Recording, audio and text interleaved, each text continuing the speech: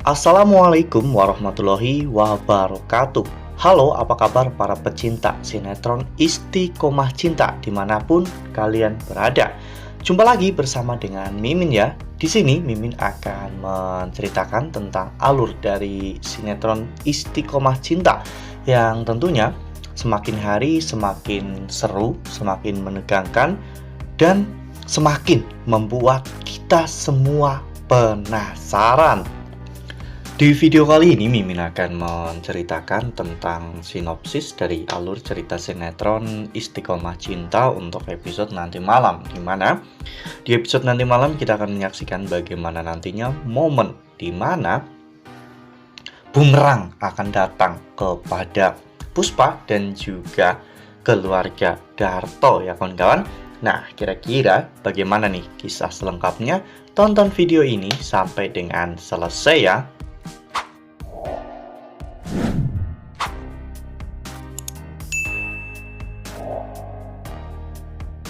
Ya, seperti yang telah kita ketahui bahwa di episode sebelumnya kita semua telah sama-sama menyaksikan bagaimana Elva yang telah membuat laporan tentang kecurigaannya terhadap Ninja Pink ya kawan-kawan, bahwa Ninja Pink itu tinggal di sebuah apartemen. Dan memang Elva tidak menunjuk secara langsung yaitu Kansa, karena Monica sudah mengatur semuanya untuk membuat Kansa tersudut, dan pada akhirnya Kansa akan dipenjara ya kawan-kawan.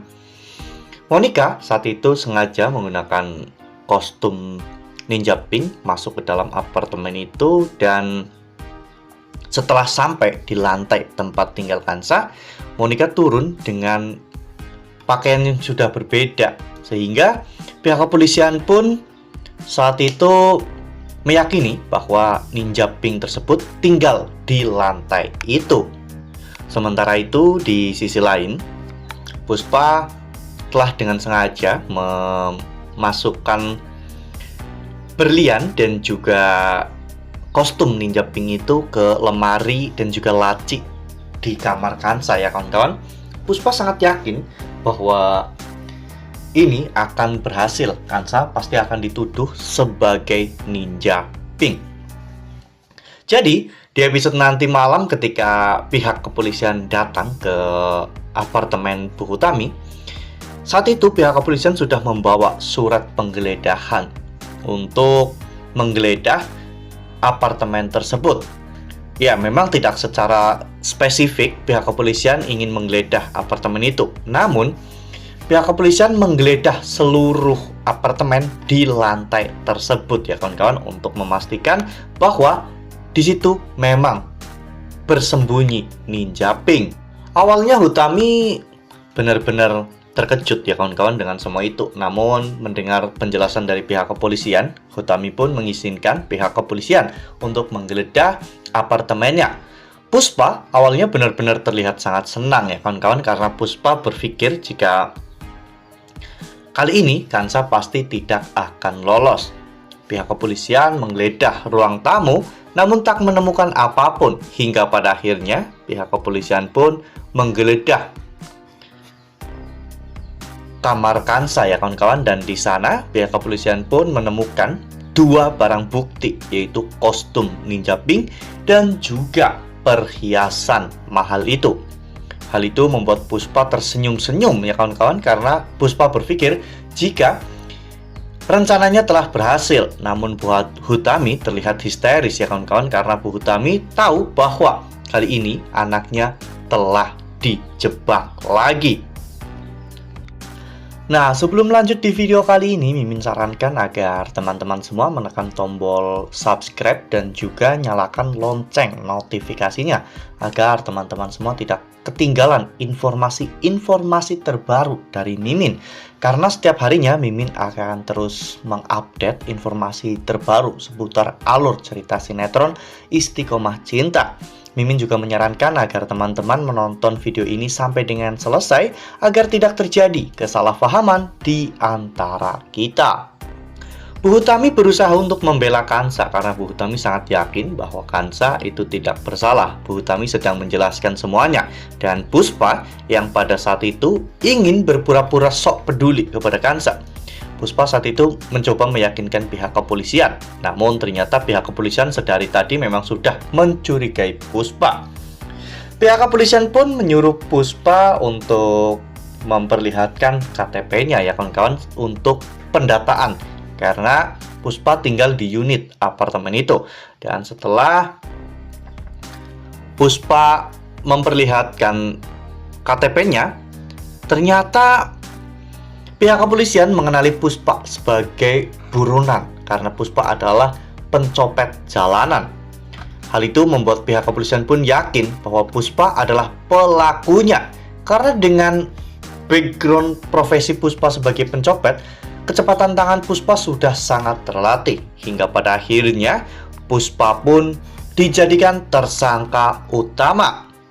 Ya, pada saat itu Hutami benar-benar sangat marah dan kecewa kepada Puspa. Bahkan Hutami sempat menampar Puspa ya kawan-kawan, karena Hutami berpikir bahwa Puspa sudah mengkhianati kepercayaan keluarganya. Puspa pun dibawa ke kantor polisi ya kawan-kawan dan dimasukkan ke dalam sel tahanan. Puspa saat itu mengatakan bahwa dirinya bukanlah pelakunya. Namun pihak kepolisian tidak menggubris semua itu karena barang bukti sudah ditemukan di unit apartemen tempat Puspa tinggal ya kawan-kawan. Hingga saat itu Monica dan juga keluarganya yang merasa sudah menang menyalakan televisi dan melihat berita. Namun ternyata beritanya sungguh mengejutkan. Puspa Petir justru menjadi tersangka utama dari perampokan perhiasan tersebut. Wah. Ini sih benar-benar the real bumerang ya kawan-kawan, atau senjata makan tuan. Bukannya Kansa yang dipenjara, namun justru hal ini malah berbalik menyerang mereka semua. Kini Puspa Petir harus mendekam di penjara ya kawan-kawan atas kebodohan yang telah dirinya lakukan. Lalu apakah nantinya Darto dan juga keluarganya akan berusaha untuk menyelamatkan atau membebaskan Puspa Petir? Mimin rasa mereka tidak akan bertindak sejauh itu karena mereka juga takut jika nama mereka terseret dalam kasus ini. Namun sebaliknya, Kansa pasti akan berjuang sekuat tenaga untuk bisa membebaskan Puspa dari penjara. Hingga akhirnya hal ini nantinya akan membuka mata Puspa bahwa selama ini dirinya benar-benar bodoh karena telah dimanipulasi oleh Darto, Elva, dan juga Monica. Nah, makin seru kan, makin greget dan makin membuat kita semua penasaran. Makanya nih, jangan sampai ketinggalan untuk terus saksikan sinetron Istiqomah Cinta yang akan tayang setiap hari pukul 18.20 hanya di SCTV. Nah, Mimin rasa cukup sampai di sini. Mimin membagikan informasi terbaru mengenai alur cerita sinetron Istiqomah Cinta. Terima kasih untuk teman-teman semua yang sudah menonton video ini sampai dengan selesai. Ambil sisi positifnya dan tinggalkan sisi negatifnya, karena cerita ini hanyalah fiktif belaka.